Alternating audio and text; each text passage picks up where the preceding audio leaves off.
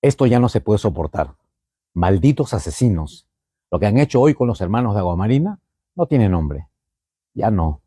Los artistas solo llevamos alegría a los peruanos, cada uno en lo que hace. Alegría que nos ha quitado esta clase política de mierda, esta presidenta que no hace nada, una policía que ya no puede luchar contra estas bandas criminales organizadas.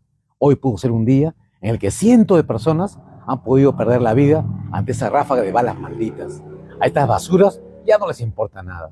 Esto ha sido dentro de una instalación militar. Una instalación militar. Estos miserables ya no respetan nada. ¿Y qué hacen los que nos gobiernan? Nada. Pero si hubieran baleado a alguno de ustedes, ya estuviéramos con toque de queda.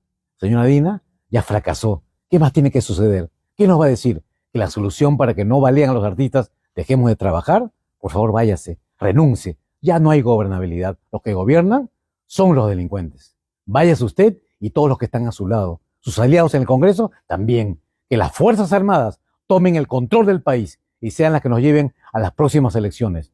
El país está en UCI. Mi total solidaridad con los hermanos de Aguamarina y todos sus músicos. Fuerza, muchachos, repito. Así me digan loco, estas mierdas deben ir al paredón. Pena de muerte o que se pudran en una cárcel sin ningún beneficio. Esto no se puede soportar más. Mierdas que quieren vivir con el trabajo de otros. Mierdas que deben ser fusiladas ya. Balearon y se fueron como si nada. Esperamos que este caso no quede en nada.